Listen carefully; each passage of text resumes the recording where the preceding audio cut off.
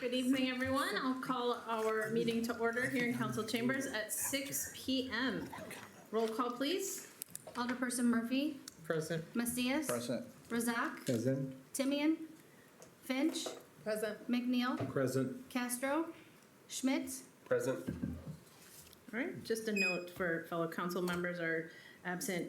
Council members are absent for work purposes, and they know our big meeting on Saturday, and they are going to have access to our recording immediately after tonight, so they'll be ready to join our conversation on Saturday, which is a big one. We have no remote electronic attendance then.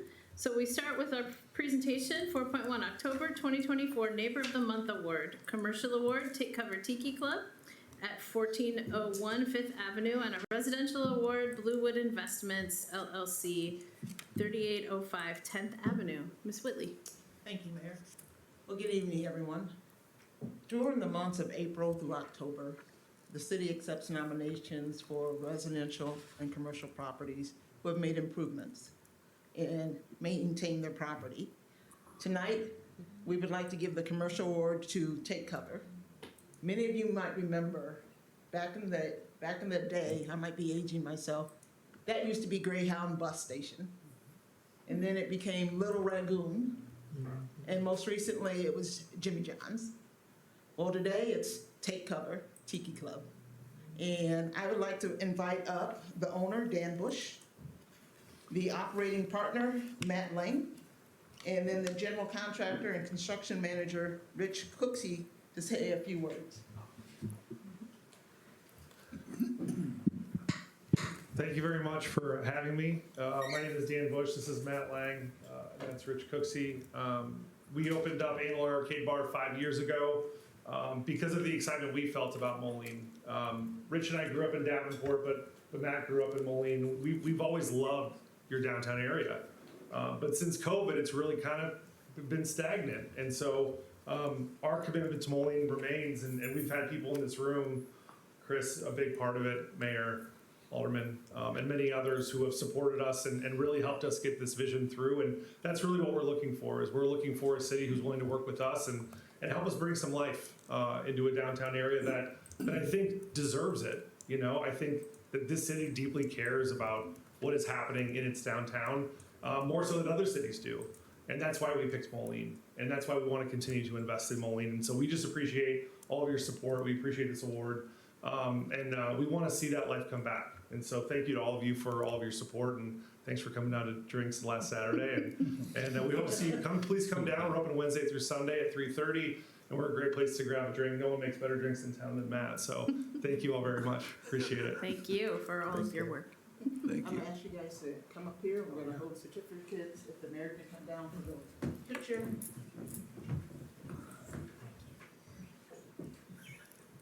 So here's all the props. You're fine.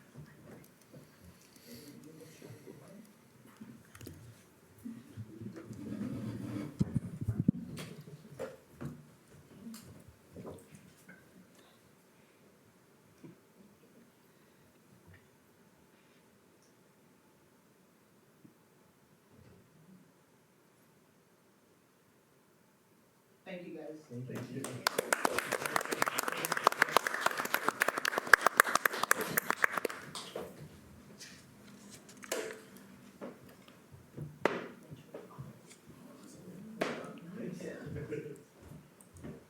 And then our residential winner. This house is about 6 houses down from our CED Urban Homestead house up in Moline. It's owned by the people who own Bridgepoint Auto. And I did speak with him about the award, and he appreciates it, but he's a little camera shy. So he didn't want to attend tonight. He said just place a sign in the yard.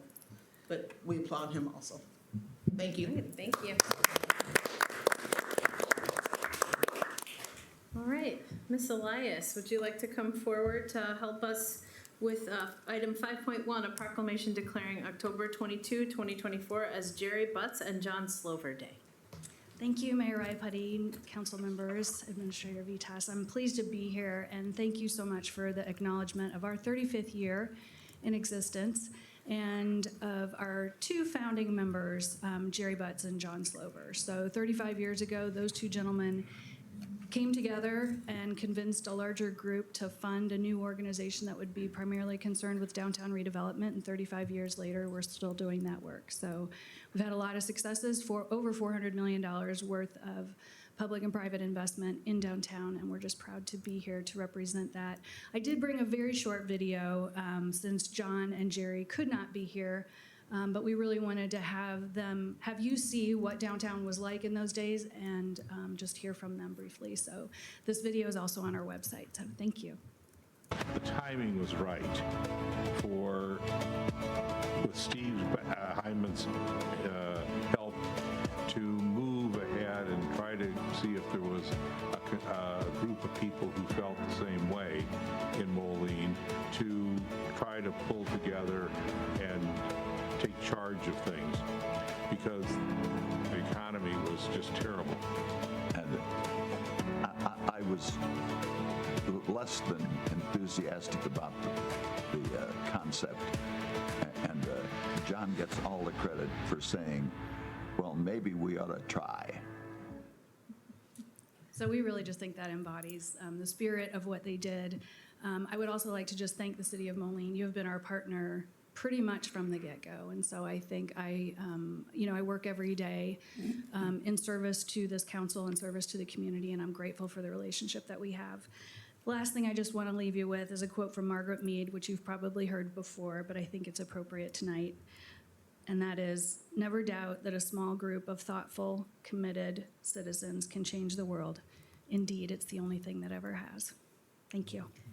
Thank you, Ms. Elias. And I'm happy to read this proclamation that says, whereas in the mid-1980s, the farm crisis devastated the Midwest and the local Quad Cities economy, and whereas downtown Moline property and business owners were concerned about economic and physical conditions of the central business district and envisioned a better future through redevelopment, and whereas Jerry Butts, Cleveland Insurance, and John A. Slover Jr., Caleb and Harper, dedicated themselves to form a new organization and solicited funds from other businesses to establish Renew Moline, Inc.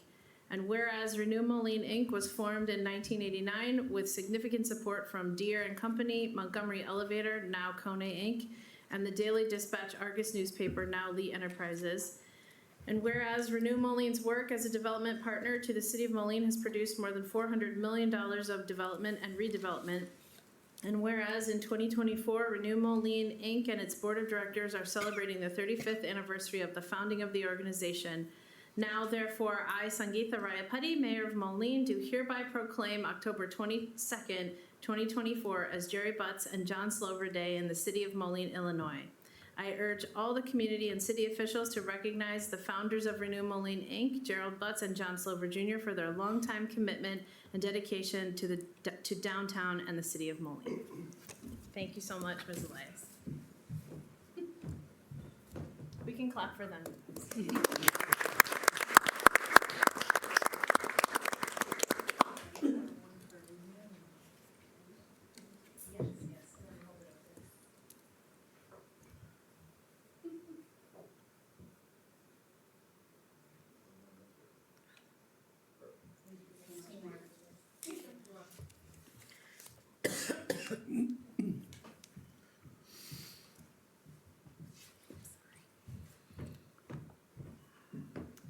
Okay. Is there public comment this evening? One, John? Mm-hmm. Yes. John, that's you, yep. You have 3 minutes and he'll time us. Okay.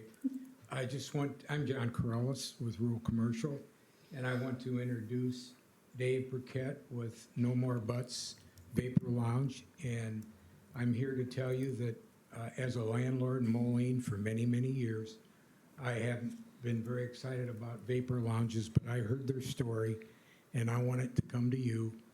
And I know we've got a problem with the cap, but I just want you to listen to what they have to say. This is David Burkett from. Hello, thanks for having me tonight. I just wanted to, I'm new at all this. I don't typically get behind the podium like this, but really like the city of Moline. My wife's from Moline. She was born and raised here. I'm from Muscatine. We just have one location in Muscatine. Looking at branching out and wanting to come up here, but there is a limit on the tobacco licenses, so seeing if we can do anything about that. All right, thank you. And we did receive the PowerPoint you put together, and that was emailed out to everyone, so they're aware of that. Thank you so much. Perfect, thank you. All right, any other public comment? Seeing none, we'll move to questions on the agenda. I have one update for you all. Item 18.1 has been withdrawn at the request of Dia de los Muertos Parade organizers. They no longer wish to close 12th Street, and therefore we're pulling item 18.1. They will still be closing 5th Avenue, which was previously approved by the council, if you recall, several weeks ago. Okay, so that one, 18.1, is off the agenda. All right, we'll move to our committee of the whole agenda items. 8.1, a resolution authorizing the mayor and city clerk to execute and attest to a purchase and sale agreement with Jose Estrada for property located at 3727 4th Avenue, Moline, Illinois. PIN number 08-34-107-016 for a purchase price of $18,000 and authorizing all appropriate city officials, officers, corporation counsel, and staff to do all things necessary to complete each of the city's responsibilities and enforce each of the city's expected benefits as referred to in such agreement. Mr. Vitas. Sure. Thank you, Mayor. Thank you, Council. Before you tonight is the resolution which would authorize us to go ahead and proceed to the closing, which is tentatively scheduled for October 30th this month. And this is a property that at one time had the famous windmill on it that was destroyed during the tornadoes that passed through the city some time ago.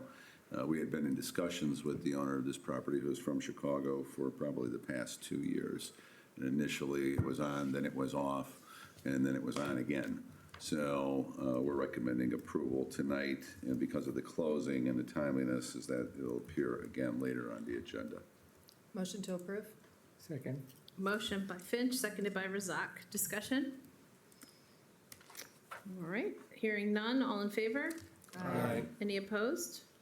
That motion passes. Item 8.2, an ordinance amending Chapter 20 Motor Vehicles and Traffic of the Moline Code of Ordinances, Appendix 27, thereof loading zones, by adding 7th Street on the east side beginning at a point 65 feet south of 4th Avenue Place, continuing south for 40 feet, for the hours of 6 a.m. to 6 p.m. on Monday through Friday and 8 a.m. to 2 p.m. on Saturday. Is that you? That's going to be me. Or because Dryer, okay. Actually, David was working on that, but I'm not sure if he's online, so I'll be happy to take it. He is. David, do you want to comment, or you prefer I comment? I think you should. I'll go ahead and proceed. So anyhow, this was. No, I'm here. I'm sorry. I got discombobulated on where the unmute button was. This was a request by the university to add a loading zone over here. It was reviewed by the traffic engineering committee, and we recommend providing a counsel for their daycare with the appropriate hours as is shown. All right, Motion to approve? Second. all right, motion by Finch, seconded by Macias. Discussion? Hearing none, all in favor? Aye. Any opposed? That motion passes. 8.3, an ordinance amending Chapter 22, Offenses Miscellaneous of the Moline Code of Ordinances by increasing the number of tobacco licenses in the city at the request of No More Butts Vapor Lounge. Mr. Vitas. Sure. Madam Mayor, members of council, before you is a request to increase the number of tobacco licenses in the city by 1 to allow for No More Butts Vapor Lounge to be located on John Deere Highway in the city of Moline. And since it's a matter of policy for council to make the determination, the staff would reserve recommendation. Thank you. Motion to approve? For a second. Second. All right, motion by Finch, seconded by Macias. Discussion. Mr. Schmidt. I have believed and do believe we don't need more vape shops in Moline. I have seen the materials that have been submitted from the applicants, and while I understand that they seem to be operating in a place of trying to work on that habit of getting people to not quit smoking, they're still providing a service that is similar to other vape shops. I feel like there's a pitch being made of like that it's different, but I'm not totally understanding of it. I'd like to ask us to give them a chance to have them speak to that a little more. Because if there is a difference and a distinction, I do want to make sure we're hearing that information. But I'm skeptical of that and certainly have not been convinced at this point. Okay, is there any objection to allowing them to answer Mr. Schmidt's question? Okay, but I'll call on you first, Mr. Macias. Same thing here, I have my reservations with this. The email that was provided did in fact give good reasons behind it, but who's to say things don't change later on? So I'm in agreement. I would like to hear more about the way this business is operated. And we know every business owner differs in their strategy. This looks like it comes from a different place, but ultimately it is a business, right? So, yeah, I do have some more questions I'd like to So would you ask. mind explaining how you wrote in your, the materials you submitted about transitioning, the purpose of your shop, or at least a partial purpose, is transitioning people from smoking cigarettes to vaping? Can you come to the, Yes, definitely. So most vape shops are just open and they want to sell anything and everything vape related as much as they can. It's normally driven by just money, and our main goal is to help people quit smoking cigarettes. It's an alternative to cigarettes. It's helped me out. It's helped a lot of people out. The FDA makes it to where I can't claim that it's any safer for you or any sort of reduction in that way. I can say that there's no blackening of the lungs in that way. But yeah, we've helped a lot of people switch from smoking a pack of cigarettes a day to vaping all the way from 50 milligram nicotine and bringing them all the way down to 0 milligram. Plenty of stories with that, and then them fully quitting or continuing to vape if that's their choice. But just having that. Our store is also a 21 plus only location, so we don't allow anybody under the age to enter the location. Any questions? anything further? Yes, Mr. Macias. Yeah, so you started your business 11 years ago in Muscatine, correct? Yes, that's correct. Okay, and do you, because you mentioned in your email, or it was mentioned in the email, that there's certain paraphernalia that's not sold that differs from other places. Can you kind of Yeah, explain so- what those are? Specifically, things such as kratom, like a alternative to opiates and such, things that you would find in something like what would you call it? More of a smoke shop, a head shop, if you will. And that's just not us. A lot of places these days are just combining everything, and that's just not us. We're here to help people get off of smoking cigarettes, adults over 21. Originally, it was 18 plus. But in 2019, federal law made it 21 and over. However, when my co-owner first started in 2013, she had it 18 plus to even enter the store before the state of Iowa did. So can you explain to us what's happening in the state of Iowa that's limiting your business there, and why everyone's Yes. trying to come to Illinois? Yes, definitely. So in the state of Iowa, they've made it to where they need a registered list of products. And within the registered list of products, they're only accepting products between the years of 2016 and 2020. That would be like saying that you're not allowed to sell new cars after 2020, and that affects business dramatically. With this stuff, they continue to come out with new products, and that is definitely a driving factor for a lot of people in sparking their interest and keeping them away from cigarettes. And Illinois does not have that. Ms. Murphy? How did you document your study of the people who you helped reduce nicotine? Where are your numbers coming from? So I've been the owner and operator behind the counter, helping and doing every single sale for 6 years. And about 10 months ago, we hired another employee to extend our hours. And so it's all just personal testimony, Thank you. just personally helping everybody. Mr. Schmidt? So anyone who wanted to quit smoking in the way you're describing would be more than free to try and do that through products offered at any other vape shop, correct? That's correct. And anyone who has no intention of quitting and is just coming because they like their vape products Right. that's just going to be a supply house for them, right? Yep, they're able to come in and get what they need. But I would say that it's also a bit different in the sense that we don't allow just anybody in. If you're under 21, we don't allow you in. We ask that you leave. So it definitely keeps away any of the influence that we may have over that kind of thing. Did you have your hand, Mr. Razak? Yeah, I do have reservation about this because though he has given some clarification, who will record it, who is coming for what, there is no specific rules or there is no specific person who will oversee it. So I have reservation for that.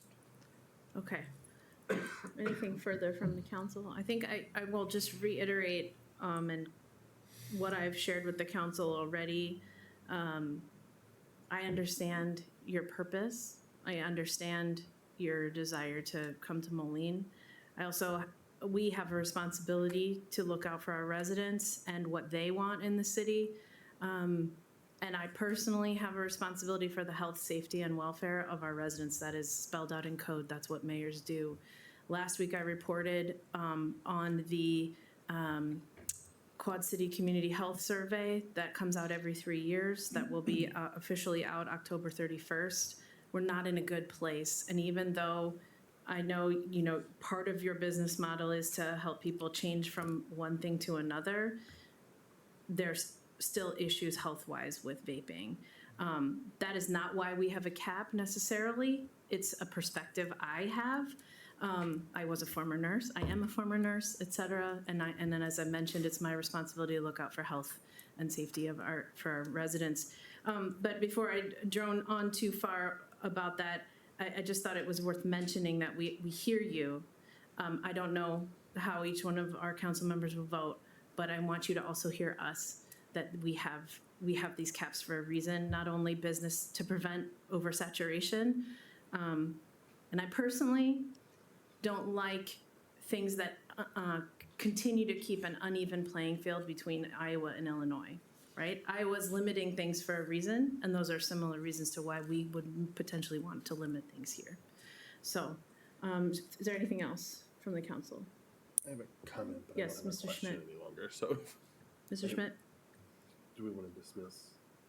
Yes, thank you. Sorry. Thank you, sorry, you're standing there. Keep standing there. Thank you. Yeah, no, I'm very appreciative of the further explanation, bringing it forward. Ultimately, we put in place regulation on many of these vices. And the fact is that this remains one, and even with some opportunities to maybe try and say we're helping people to quit or to go through, I mean, there are reasons the FDA has not recognized it as differently, and there's reasons it's categorized that way in our code. I think when it comes to these things, much like with gambling, when it is part of an operating business or in place with the other things, it is one thing, but when we start proliferating these standalone places for that business to take place, it's not something I want to keep seeing, and I think enough residents have brought that forward. I think had any other requests come without any of the arguments or discussion that I think was warranted on the health benefit side, though I don't think that bore out, it was worth the conversation. But otherwise, I don't see why we would approve any additional vape shops coming to the city of Moline at this time. Thank you. Is there anything further from the council? Hearing none, Just wanted to add, and for myself, I did second because I did appreciate the information that was provided. I do believe we've been flexible with this in the past, but we got a precedent, and especially with what's happening in Iowa, I think, in my opinion, I wanted to give you the floor to talk about it, but I really feel that we really should stick to our limit that we currently have. so to clarify for council before I call to a vote, an aye vote means you want to raise the cap. A nay vote means you do not want to raise the cap, correct? Thank you.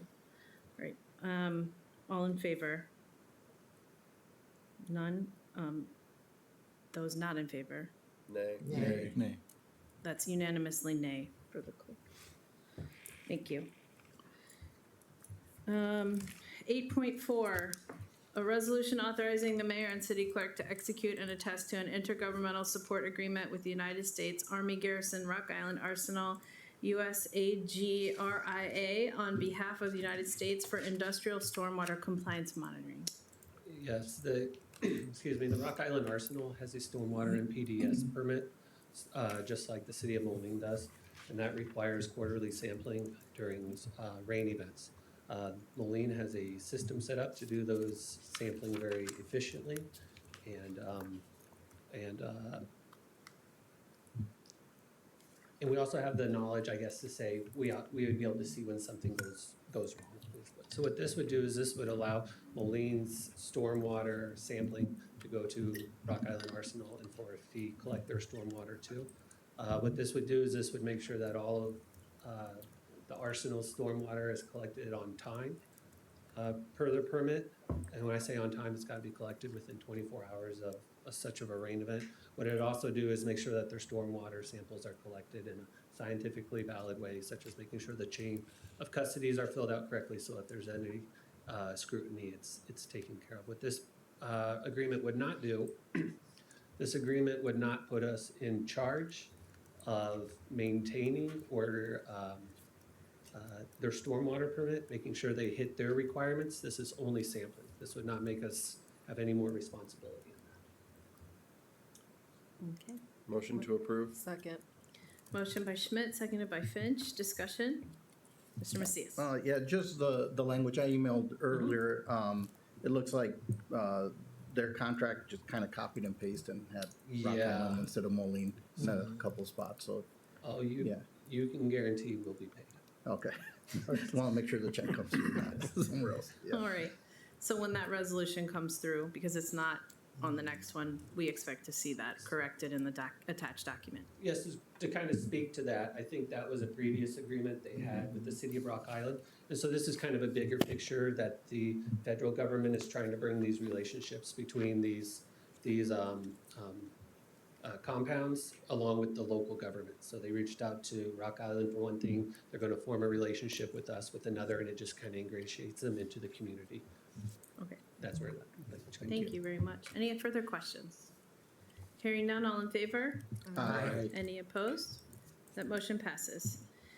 8.5, a resolution authorizing the mayor and city clerk to execute and attest to an administrative services agreement with Renew Moline, Inc. to define the scope of services and responsibilities for the Moline Center program and approving the FY 2025 budget allocation for the amount of $151,000.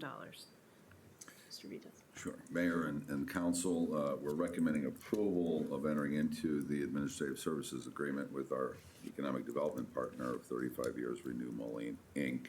And basically, this document puts into writing what has been in practice now for the past year and a half. So the budget dollar amount is the same budget dollar amount that you see in the documentation that was provided during the earlier meetings with council. And we're recommending approval going forward. Motion to approve. Second. Motion by Finch, seconded by Macias. Discussion? I think it's evident we're thankful for our relationship with Renew Moline based on today's events. If there's nothing further, all in favor? Aye. Any opposed? That motion passes.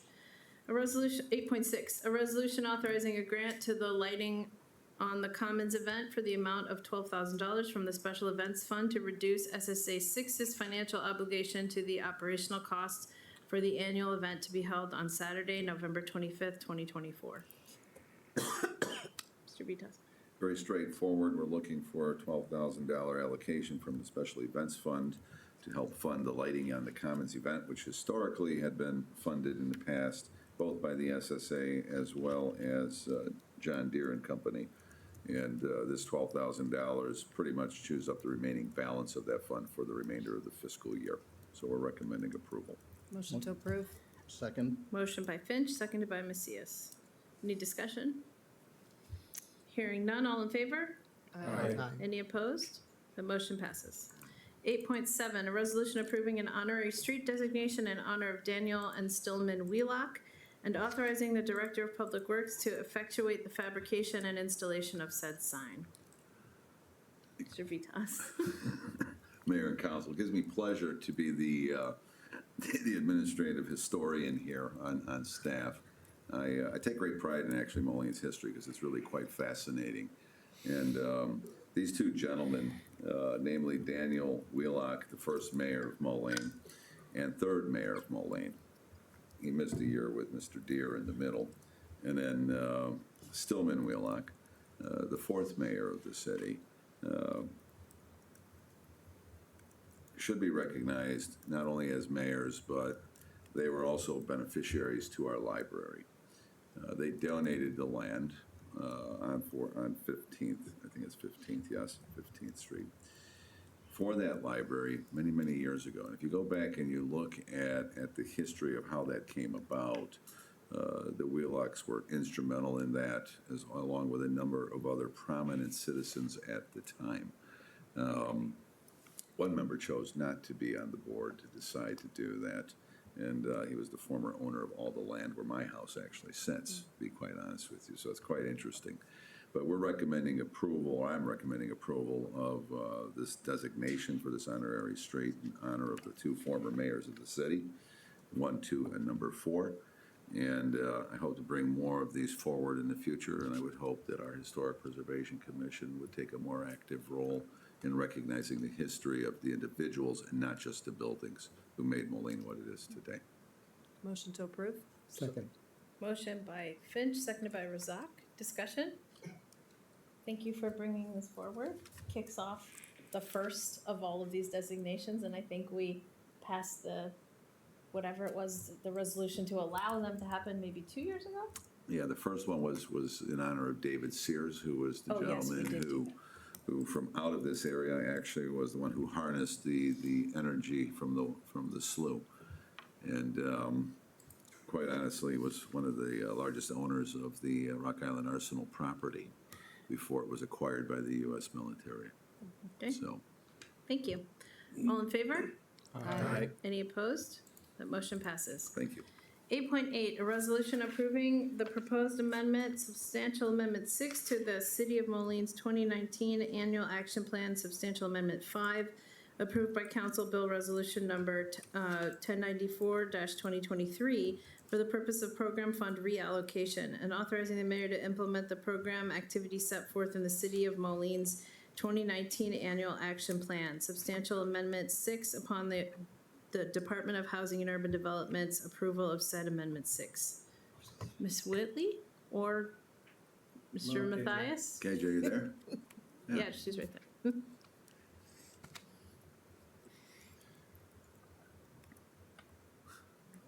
Good evening. So this amendment comes to you so we can use the rest of our CARES Act money. We received the CARES Act money round 1 and round 3 during COVID.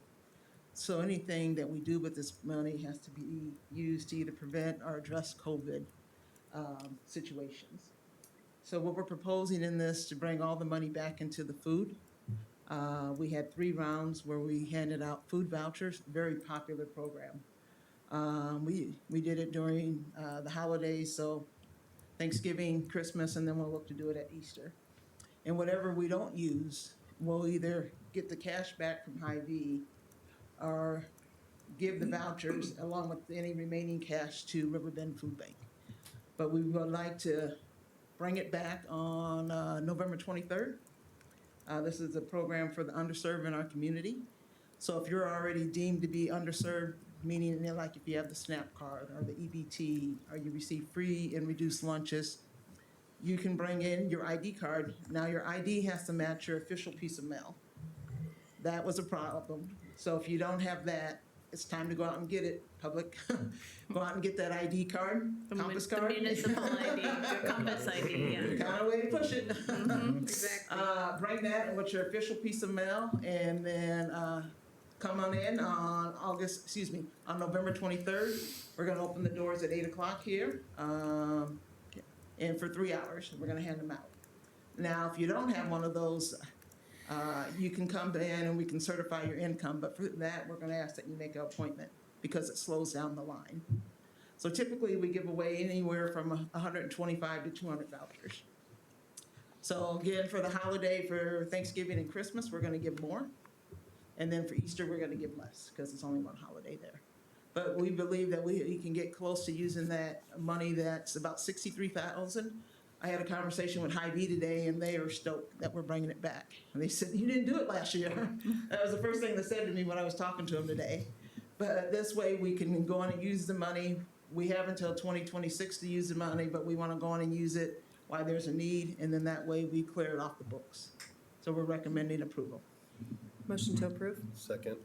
All right, motion by Finch, seconded by Schmidt. Discussion. I think it's fair to say we're all happy to be addressing that issue, especially in light of the fact that we have food insecurity Absolutely. in our strategic plan, or addressing food insecurity. Thank you, guys. Thank you. So if there's nothing further, all in favor? Aye. Any opposed? Motion passes. We move to our informationals. 9.1, the 2024 to 2026 Strategic Plan Dashboard, fiscal year 24, quarter 3. Mr. Vitas. Well, thank you, Madam Mayor and members of council. I'm going to take a shorter amount of time because we have a lengthier presentation on the budget right behind this. But just so that the audience is aware, at the present time, there are 40 strategic goals within the current strategic plan for fiscal years 24 through 26.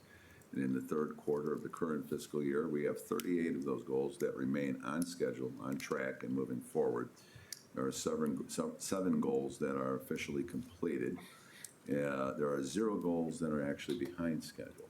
So that speaks very well for the staff in terms of where we're at, where we're going. There are 2 goals that are currently on hold.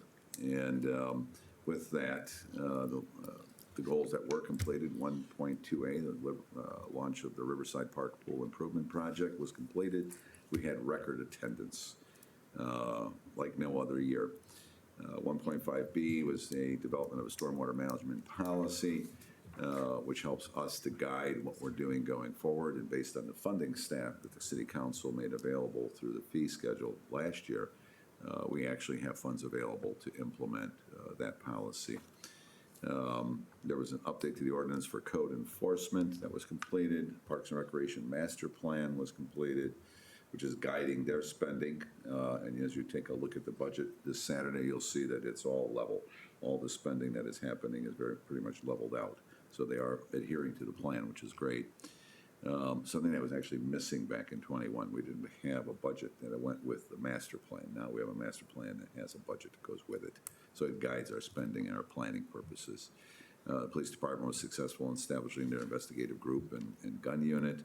The downtown parklets program, of course, working with Renew, was completed, that evaluation. You just heard about that not long ago. And then the overall communications plan was completed. With that, though, before we get too far along, I also just wanted to take an opportunity to make an announcement to you. Joining us tonight is Ashley Allen. You can stand up, Ashley, so people can see you. Ashley Allen has joined the executive department as the new community engagement manager. And as she's transitioning out of our community and economic development department, where she was working with KJ, she is now working for us, kind of part-time as we create this transition, allowing time for us to recruit her replacement. So she's quite busy, and we've got, she came to the table with great credentials, great background, great enthusiasm, and beat out 87 other candidates in the long run. So we're looking forward to working together. I've got great ideas following up on our High-Speed Rail Commission meeting yesterday in Chicago. One of the things they talked about was community engagement and how do you get the public across the state of Illinois to know what's really going on at our level. So there's a website being developed. There'll be pop-up events. There'll be community engagement managers from across the state that they are going to reach out to. So I'm going to involve our community engagement manager in those discussions and make sure that we have a pop-up event here in the Quad Cities, as we're one of the destinations for passenger rail between here, Chicago, and the high-speed rail system. So that's my report for tonight. Congratulations and welcome on board. Thank you. Since you're here, Ashley, and I haven't gotten to tell him this, but yesterday I attended a working group through the school district. I need to get you connected with it. There are 3 more meetings, but they're looking at chronic absenteeism. And there was a lot of conversation areas surrounding community engagement and community connectors and all that kind of thing. So we need to get you involved there. You're going to be busy. All right. Okay, so we move to 9.2, administration's recommendation on the 2025 to 2027 budgets. Ms. Barnes, wait with bated breath. Yes, please, that's fine. And can you turn on this light? Sure. Thank you. Thank you. And if you need to stretch, council, please do. We're gonna be here for at least 45 minutes, hour and a half, maybe? Yeah. Okay, thanks, Carol. No, we're happy to do it.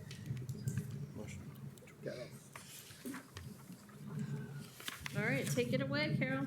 Okay. Thank you, Your Honor. We're very pleased to present council with a balanced budget for 2025 totaling $168.5 million. And as the mayor just said, I'm hoping to take the next 45 minutes to an hour to give you a very high-level review of the budget, and then we're going to get into more depth on Saturday.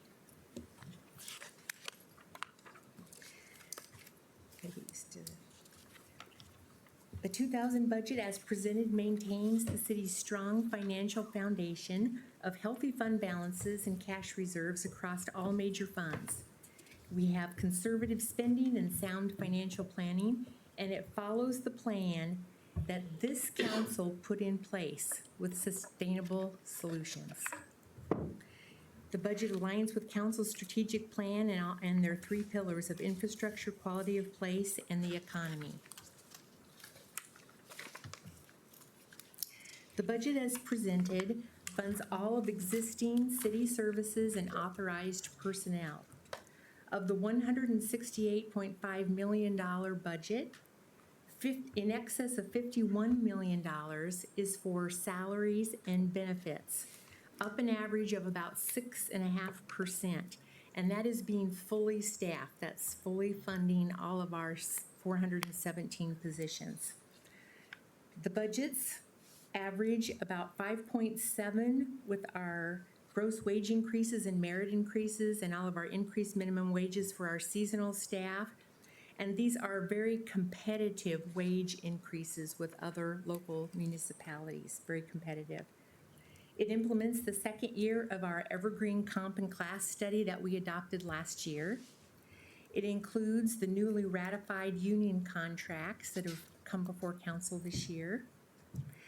Our health insurance is up about 7.2%, and this is net of a $625,000 laser. We have one claimant that's going to be lasered out for this upcoming year, and we're going to talk more about that on Saturday.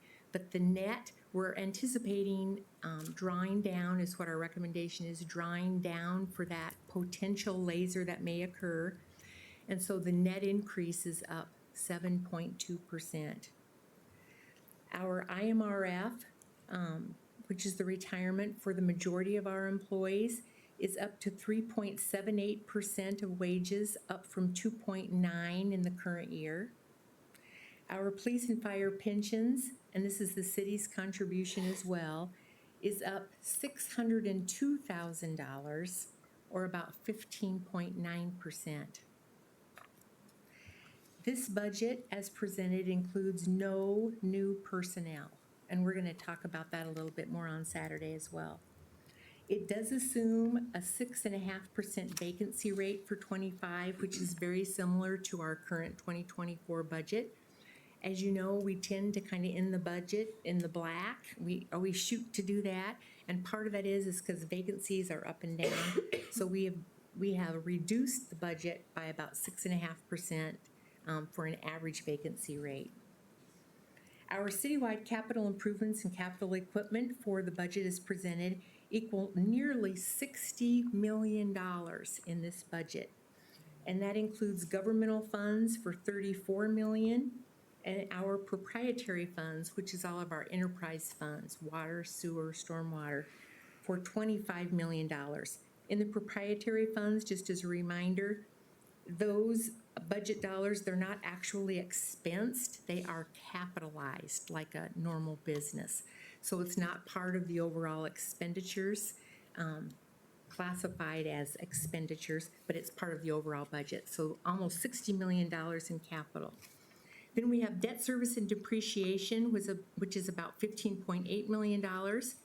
And our operating expenditures total $57.8 million, up an average, and I use the word only 1.57% from our amended 24 budget. Your directors across the board, without exception, did a very, very fine job of conservative budgeting for this upcoming year. So, and then lastly, we've got about $9.2 million in transfers. And some of these percentages, you see percentages going up and up and up. But even though the costs are going up, like I said, it is overall a very conservative budget.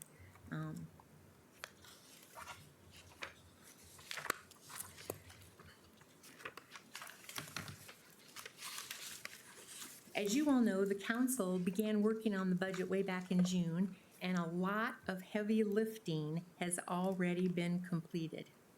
Some of the highlights of the work that has been done include the following on this chart.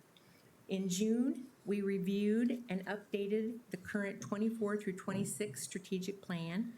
We had our roundtable, which was our first big budget discussion, and we covered the CIP, our motor fuel tax, ARPA, our special CIP fund, and we went through all of the park CIP projects.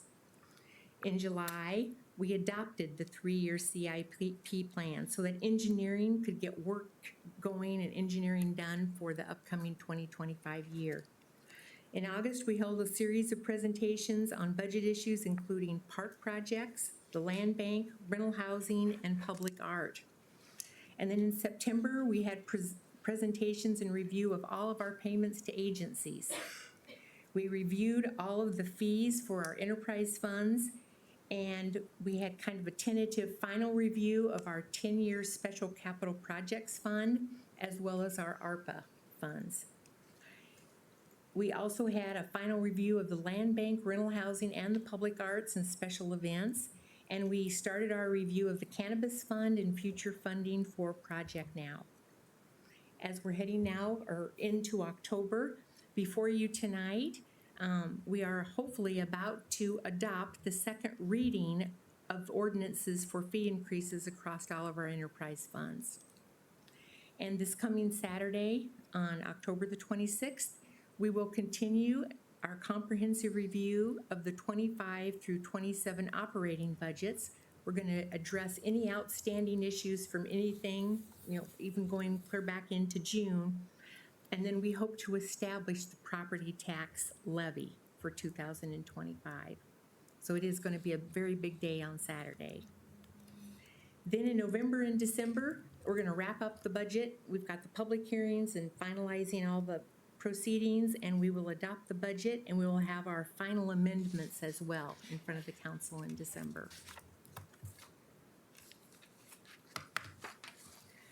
As we were preparing the budget over the last several months, we were faced with 4 unanticipated budget items. As you prepare a 3-year budget, you think you're kind of got a grasp of everything, but 4 items kind of just came to us out of the blue. The first one, we were notified by the state that they are going, and you've heard me talk about this, they are going to be clawing back approximately $3.5 million of our personal property replacement taxes. We still do not have the exact timing, and the exact amounts are unknown, but fortunately we have ample reserves set aside in the general fund that are unused within our policy to cover that refund that we've got to get back to the state. Well, it's not a refund, they're actually reducing the revenue that they give us. Carol, they were gonna take that in stages too. It wasn't gonna be just one Yeah, yes, it's single over a amount. period, it's They gonna were be over. stagger it, so Yeah, they're you're gonna aware. stagger it over a couple years, but there is a big hit in the current year. Yeah, it is. So. The next one is our health insurance renewal for all of our active employees. Actually came in at a 13.3% overall increase. And that includes that laser I just talked about a minute ago of the 625,000. Carol, so is this a typo? It should be 13.3, not 18.3? No, it's 18.3. Oh, okay. Did I hear it wrong?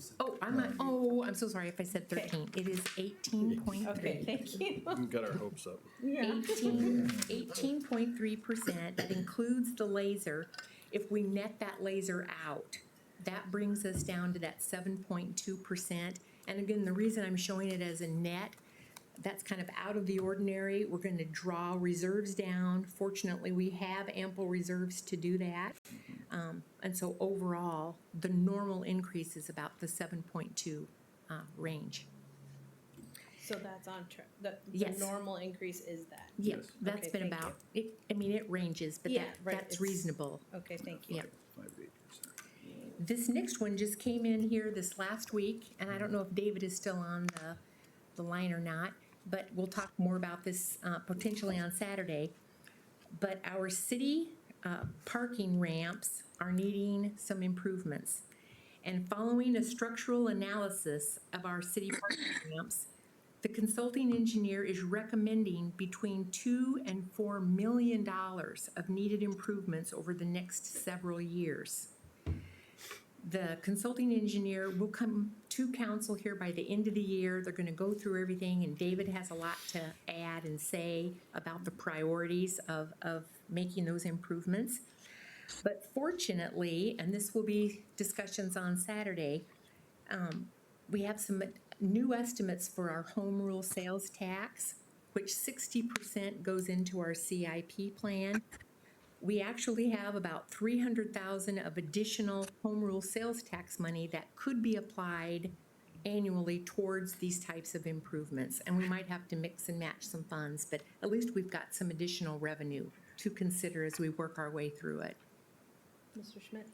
Is that 300,000 representing just the CIP Just portion the of the CIP. overage? Yep, just the CIP. So, I mean, And where does the remainder of that overage general go? fund. We could put it into the CIP in this case. Well, the Couldn't we? 300,000 is your normal 60%, the 40, I mean, you could always cross it over, but I'm gonna go through the general fund balances, and with this clawing back of all the personal property replacement credit, we're under our 25%. I mean, we're between the 20 and 25%, we're at like 24 and a half. But these will be good discussions, you know, to talk about on Saturday. We've got very healthy reserves, so. I Across know- all funds too. Across I might all add. funds, so I This is know. why we did that work over the last Yes. at least 2 years Yes. of making sure our reserves were in Yes. good shape because they weren't before. Yes. Correct. Yes, that's That is correct. Thank you. And so, in light of that, I know we will be able to make a good decision going forward on the priorities of getting those ramp improvements fixed. And then the last one, this is just a heads up, and I'm sure you've heard about this. We're faced with an elimination of the statewide 1% grocery tax, which is effective January 1 of '26. It's not 25, it is 26. So we've got a little time to work our way through this. We at Finance has estimated the projected loss upwards of $1 million or more, which is a significant impact on our budget, and statewide, it is a significant impact on municipalities. So further discussions with council on this issue will occur during the summer of 2025, because between now and then, we'll be getting a lot more information. So we will come back to you for further discussion. And if the council wants to maintain the existing 1% grocery tax, an ordinance must be adopted and certified to the state no later than October 1st of next year. So do we know yet if any of our neighbors, East Moline or Rock Island, have taken action yet on this? Or they've discussed, but we don't know if Yeah. they've taken action? I'm sorry, I I'm do not not. aware of anyone taking action at this point, but discussions have occurred. Okay, I thank believe you. Moline is probably going to do it because they rely heavily on that sales tax. And they've got one major retailer, grocery retailer, and it's kind of a regional draw. So they're obviously in a predicament. So I would anticipate that they would probably approve it. Okay. I can't speak for Rock Island or East Moline. Okay, thank you. Mr. Schmidt? I know you're talking about wanting to bring it back, but I'm inclined to not approve extending the tax, and I'm inclined to remove it from the 2026 budget. I don't know where other people stand, but that is where I am, and I just want to bring that to the table now, knowing that we'll have larger conversations. It may be a bigger part of Saturday's conversation, but that's where I am. Put his flag in the ground, all right. That's right. Thank you. The budget that is in front of you, that as it is presented, I'm sure you already saw that, actually includes the tax. So we'd have to reduce those fund balances if we were to remove them. And that is why I wanted to give you a warning Yes. that conversation will come. Yes. Okay. The next one is just a recap here of our revenues. We have $168.5 million in revenue. And just for some highlights, we are very fortunate that we have a diversified revenue stream. So when things like this personal property tax, the decline back, or the grocery tax reduction, we do have other strong revenue streams to rely on. And I'll just kind of mention a couple of the top 10. Property taxes are just slightly under 10%. Our home rule, food and beverage, and hotel motel tax is about 12% or $20 million. The next biggest is intergovernmental. That's all of our federal and state grants, as well as our state shared revenue. That's about 32% or $55 million. And then lastly, our charges for services. Primarily, all of our utility funds is about 19% or $33 million. So that is a typo, not 0.19%. 0.19. Do you see it in the chart? Oh, that's what fines. That's fines and forfeitures. Oh, good lord, I didn't look at the right one. I'm sorry. But it's not there. 19% is not there? Is charged for services? Oh, I don't know why that got cut off. The chart, Okay. it's the big kind of, Gotcha. blue. The That is intergovernmental. that, that one, it actually is it's a little over 19%.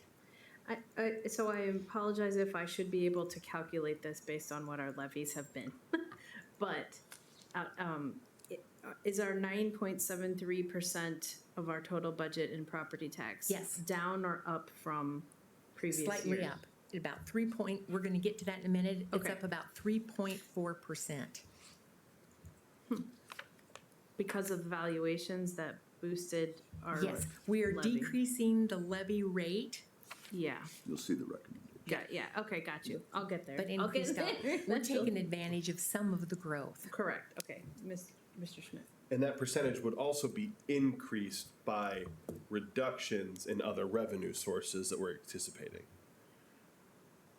Right, because aren't we, Well, I was trying to look at it from another way, right? We are heavily investing in economic development, right?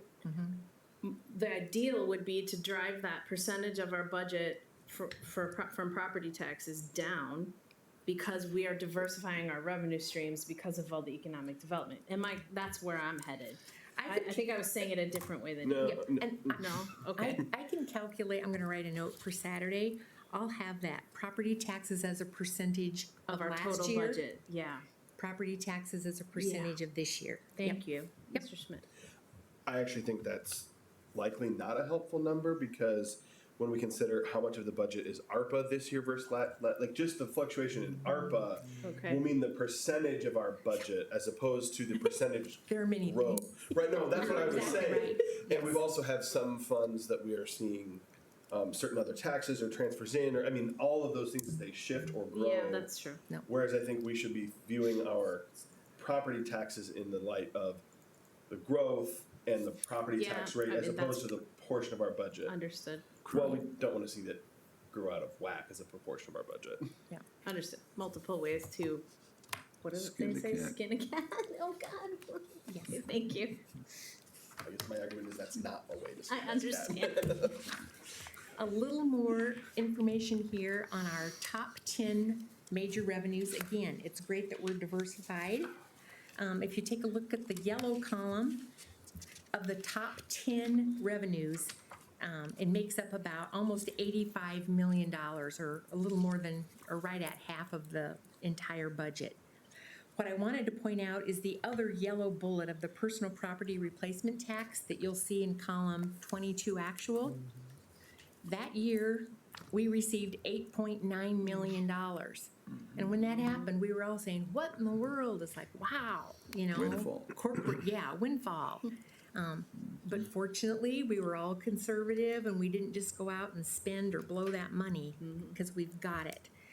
If right now our best projections are they are going to be taking back about $3.5 million.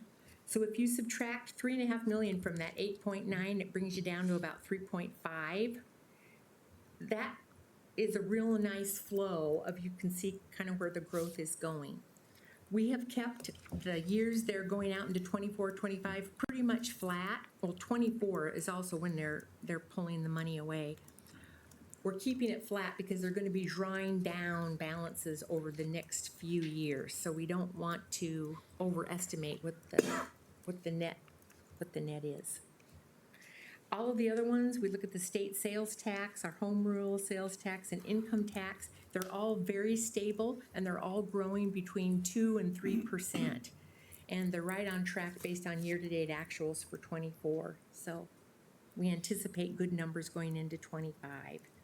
One thing that I might just mention, and again, I can talk budget all day long, but I find this very interesting.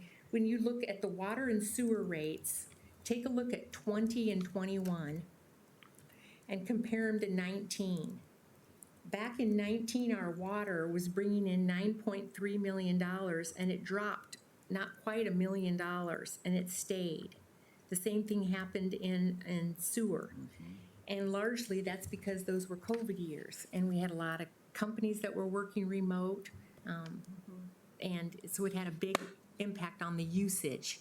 But we're now coming back, and we've had to raise fees. Not everybody has returned to full-time employment either. A lot of places are still doing remote, so we're continuing to see that. But those are kind of a little deeper dive on our revenues. And here are our property taxes. So what administration is recommending for 2025 is an increase in taxes of $496,000, which is up 3.04% from 2024.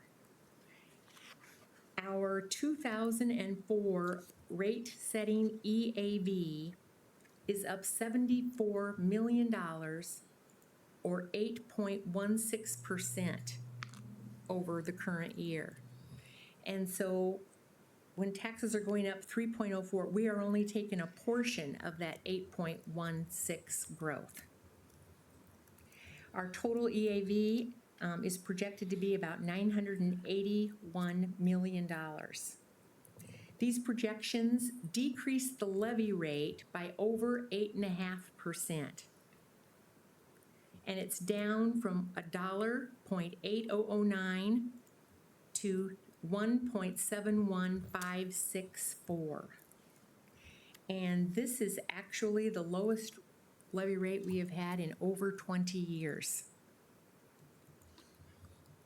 And in fact, the last couple of years have been decreases. So this is one of the most significant ones. These projections, I just want to make sure, I know you guys know this, but it is dependent on the number of assessment protests that we get between now, here, and the end of the year. So these numbers will change. The actual certified values and numbers we don't get until April and May of next year. But this is in the ballpark. It's roughly correct. And then the little green box here kind of shows you the breakdown.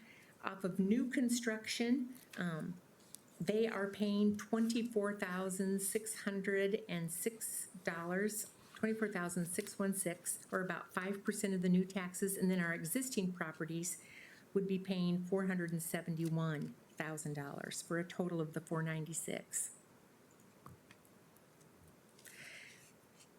This particular increase here, since we do not have to have an additional public hearing because we are below the 105%.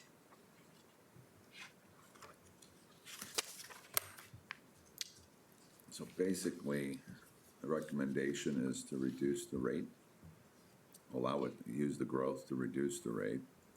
And you'll see the impact on properties very shortly from Carol. But it's this trend that you're seeing in Moline. We started out back in '21 with 0.07% growth, going literally, into that pandemic. And I would say that that number was probably similar to that, even just pre-pandemic, knowing what was on the books back in '21 in terms of new growth projects. So as that growth continues, we start to see not only the revenues generated from the growth, we're also seeing a reduction and sharing that reduction or that growth with the property, with the taxpayers. Technically, it's being shared.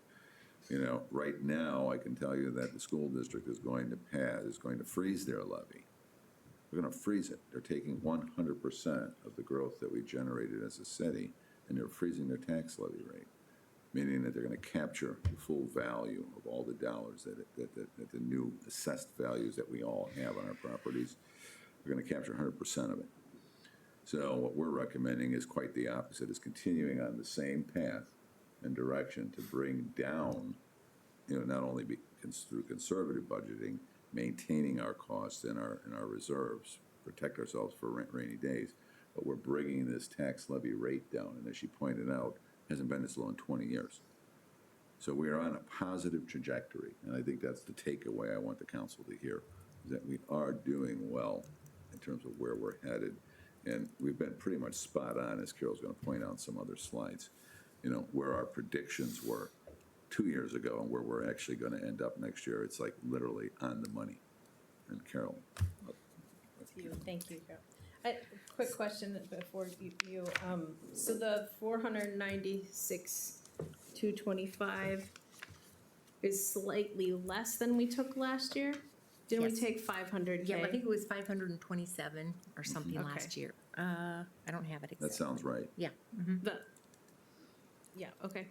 It's like- That's a hard number as opposed to a percentage, which, Yes. With levies, you can sort of Yes. Correct. mess with, but that's encouraging to see even a modest reduction in what we're need to take from the levy, as opposed to having to increase it. Yep. I appreciate that. Mr. Schmidt. The 1.8009 that's listed here from last year on that rate there, is that what our planned rate, or is it the actual rate? That's the actual. Excellent. We had thought it was gonna be 1.78 something, I think it was, and it went up because we had some protested values. Of course. Yeah, so it went up ever so But slightly. it was still lower than the Oh, yes. previous year. Oh, yes. Yeah, and I just want to make sure we're moving in that direction. I know it always Yeah. shoots up just a little bit from what we plan, and I want to make sure we continued on that trajectory, taking advantage now that we have the growth to use to take advantage of it. Yes, and our budget book is out on the website tonight, so with all these, I don't know if it's 1,000 pages or better, there is a chart that shows all those levy rates, and it has been going down. Thank you. This next chart leads kind of into all of your questions. So where are these new property taxes being allocated? And the first two lines there is our police and fire pension, and that is the city's contribution for retirement. As I mentioned on an earlier slide, those dollars are up $602,000, or roughly 15.9%. It is mandatory. We have to pay those dollars in. And we don't have any other revenue sources right now to pay for it. So historically, we have always used property tax dollars to fund that retirement. So that is a huge chunk of these additional taxes. The 602 is actually reduced down below because we've got some debt dropping off. So that helped offset a potentially even higher increase in taxes. But that third line down is our general levy, And this amount for 2025, 787,000, or an increase of 200,000, that is 100% going into our newly established special CIP fund. And as we talked a year ago, as we get new growth, we were gonna take a small amount, about 200,000 a year, and keep that cumulative happening, that growth happening every year to help fund all of our big projects in that 10-year plan. So we're right on the money at the 200. And then, like I said, we've got debt levy that's dropping off that helps reduce some of these increases. And then we've got the parks and the library right at 3%. And again, 3%, if you look at the dollars, it's less than 100,000, and those are large operations. So we are still supplementing with general fund and other resources. But the 3% helps to even just offset their general wage increases. So that makes up the total of the 496,000. And again, highlighted in yellow is slightly over a 3% increase. Thank you, Mr. Schmidt. The line item on the general levy as it goes there for CIP projects, that will be represented on the tax bills as general fund. Is that correct? It does, because it has to be levied that way. We can't levy in CIP. That would make a lot of phone calls much easier. I wish I had a better answer for that. Refer to this slide. Refer Yes, to that's this true. slide. That's true. No, and it will. And it will. Yeah. And then just as a heads up, we've got our SSA 5 and 6. SSA 5 is actually, their board has voted, they want to increase their levy about $20,000 for some things happening there in the downtown. They actually, I know Mr. Silverman just stepped out, but we will be holding a special public hearing for the truth in taxation. Their board is getting that scheduled here in the next couple of weeks, so they're taking care of that.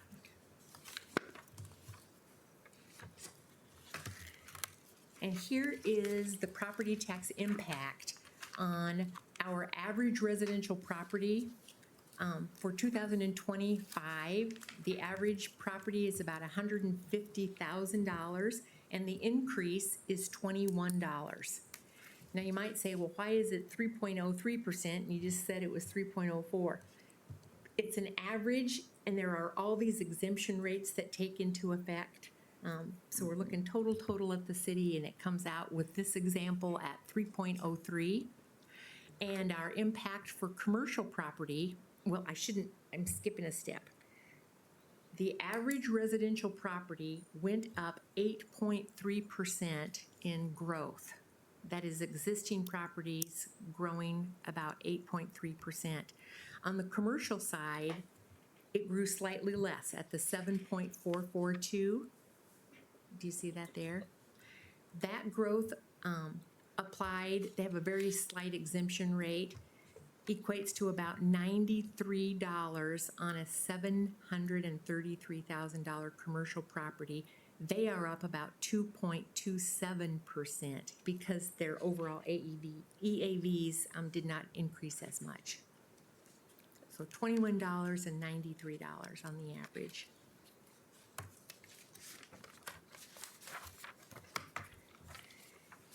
Then this next chart here shows the impact of the proposed fee increases in all of our utility fees that we discussed in September. It includes the franchise fees that were implemented last year for our special CIP fund, as well as property taxes. And for 2025, looking at an average home on a per month basis, the property taxes that we just talked about total $1.75 per month. When added together with all of the increased fees for our utility funds, it is a total monthly impact in the green of $8.56 or $102.72 on an annual basis. And Bob was kind of referring to this, but we've been working on the budget for months. And as you're working on the budget and monies are moving, changing, everything is kind of crazy. I called Bob and I said, you won't believe it, when we finally got our values, that our recommended increases for 2025, and it's actually, we're gonna do it in these handouts that are over here. If you turn one page back on these handouts I give you, last year's numbers for 2020, 24, 25, it is exactly, and we did not we did not There was make no these fudging numbers here. up. This is real. There was no fudging. It was like, how can this even be possible? It is exactly $102.72. Taking a look at that, actually, you can see in total, for 24, if you're on that 24 page, we're going down. I mean, we're still increasing, but the increase is less. And then if you flip back to our 25 sheet, it continues to be less over the next 3 years. The increase is going lower and lower as we get primarily our enterprise funds on track, that we can have a more sustainable 2 or 3% increase for those enterprise funds, so. So that's why this year continues to be bigger than the other years? Yes. Because we are still stabilizing the enterprise funds? Yes, and if you look in the light blue on the top part of that page, I've highlighted there, for 25, we're, like for WPC, we're at 9%, and then 4.4, water 7.22, do you see that in the descriptions? So yes, those are gonna go down, and we should be able to stabilize at those lower numbers. But the good news, when I say good news, I'm saying it from a staff level, we were very proud of the fact that we are following the plan that we laid out last year. And magically, those numbers are like right on. So all of us, everybody can feel good about that. Again, the council has to determine if that is the right level you want to be at, but at least it's the same numbers that you have seen in the past. Okay, I'm gonna keep moving because I don't want you to be here all night. I can talk all night, I'm sorry. Total expenditures, again, we've got a $168.5 million budget. And the largest expenditures, or the top three, I should say, the number one is all of our capital projects. 34 million is our governmental funds. When you add the proprietary funds, all the enterprise funds, that equals that $59.5 million we talked about on an earlier slide. But our number one expenditure is capital projects. Number two is public safety at about $32 million. And our third highest is all of our enterprise funds at $25 million. Where's that? There it is. Yep. 30. Enterprises, yeah, okay. It was. And This is So fair. basically, you know how I talk about avoiding deferred maintenance all the time on all that infrastructure. The way to do that is to spend the money from the enterprise funds and on capital projects. Yep. Okay. Yep. Yeah. And again, not to keep saying the same words, but it's kind of that plan that we laid out that, and as we go through this, I guess one way I would look at it too, we talked about our operating funds being in the 1.5% increase. We have a very lean operating budget, very conservative, very lean. And instead, we are putting the money, any excess funding that we have at all goes into capital, very aggressive capital. So it's assets for the city. Yeah. Got it. And that's Yeah. important. Yeah, I we're mean, it building is. We're building our assets up. Yes. As they age, we're replacing them. And Yes. we're not deferring maintenance, which is typically a problem. To have this level of capital is pretty phenomenal. Yeah. I will say that. Yeah. Most cities, you wouldn't see that. Yeah, is there, I mean, maybe I could do that research myself, but on Maybe. Saturday, can you just give us some examples of like what other cities are putting toward capital? Whether it's close by or other comparable cities in Illinois? Yeah, I can pull it like out of the CAFRs, the comprehensive annual Perfect. reports. I Yeah. think that's really good perspective for us. Yep. And when we talk to constituents about what they're getting for the money they're Yep. putting into the city coffers. Yep. Yes, but as you're saying, almost $60 million out of a $168 million budget, it's significant. Okay, moving on. As we're talking about significant portions of the budget, one of the significant portions of money is also allocated to our strategic plan. And for the 24-26 plan, as Bob mentioned earlier, it includes 47 goals, of which 7 are complete. And funding for several of the larger projects through 2026 totals over $15 million. So this is in addition to a lot of the capital that we've been spending in other places. But the quiet zone, we've got $2 million allocated. Integrated traffic safety monitoring, about 1.5. We've been talking about that PCI report as part of the Special Capital Projects Fund. We've started out with $1 million, and we're already up to $2 million now in 2025, and we're working our way up to $3 million. Funding is available for increasing the tree bank policy to the tune of $100,000 plus annually. The 25-26 budgets include money for the comprehensive plan with CED. We've got infrastructure to reduce flooding on the East Gate TIF to the tune of $2 million. And we've got our library outreach mobile vehicle in there for $220,000. Again, that was the strategic plan that a lot of you I know were looking at. Our ARPA projects, we've got about $1.2 million that aren't included in the other ones that are listed. But as you know, that all sunsets as well on 12/31 of 26.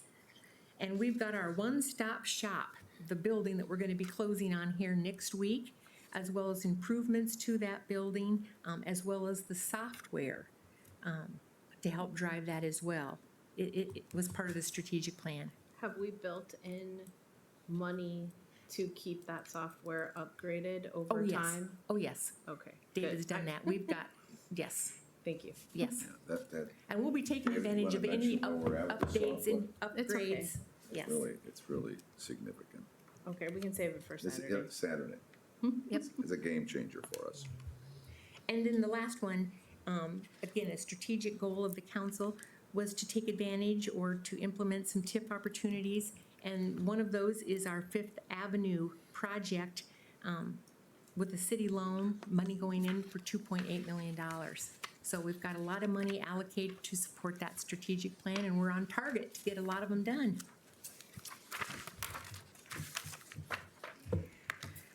A quick review of our Special Projects Fund. Again, basically for the citizens here that might be happy to be tuning in, we had multiple discussions in the summer about this, but our new 10-year plan totals $81 million. And I think we all feel really good about the fact that we currently have in place over $81 million of funding. We have some new revenue streams that we implemented last year. The property taxes we just discussed about, we're taking some incremental increases every year to support it. We implemented a franchise fee for our natural gas and electric of 1.5%, which will generate just shy of $1 million for 25. We've got amusement tax of $500,000. Then we are also incorporated in that. Yes. Is it a tax or a fee? It's a fee of $500K from them. It's amusement tax. Yeah, it's classified as It's amusement classified tax. as a tax. Okay. Yeah. We've got federal, miscellaneous federal, we can verify that. It's a matter of the groupings, but that's the way it's always come through. Okay. I think it's that way in the ordinance as well, but I'll look. Okay. We've got federal and state grants, kind of up and down all over the board over the 10-year plan that help support this. And we've also got bonding included in our revenue stream for larger projects like our fire station that's going to be coming on board in 27, and then potentially the solar farm. We're going to have some bonding. And again, transfers in from the general fund if dollars are available, and as well as our cannabis fund. And so what are we going to spend the $81 million on? A lot of it is still to be determined. But $21 million, it's our pillar number one. $21 million over the course of 10 years will be spent strictly on infrastructure CIP additions.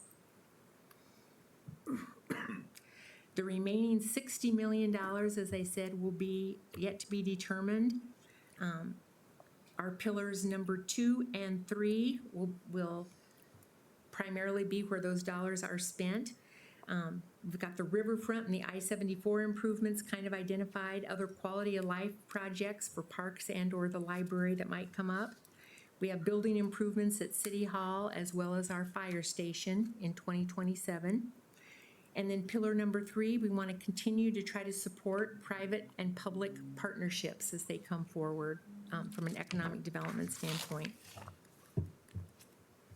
But I will say, as a staff member, as well as the council, it's very exciting to have funding sources in place to support, a 10-year plan like this. I really anticipate very positive things happening over the next 10 years for our community that's going to be long-lasting because it's all infrastructure related in capital.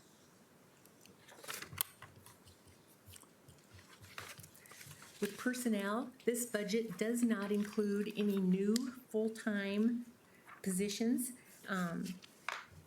We currently have 417 authorized positions, and we've grown by almost 22 positions. I shouldn't say almost.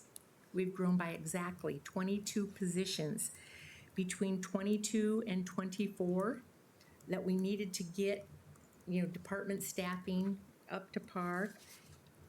And now we are focusing on stabilizing that workforce. Just kind of like taking a year off just to, let it all see kind of where it falls out, but we're looking at stabilizing that workforce.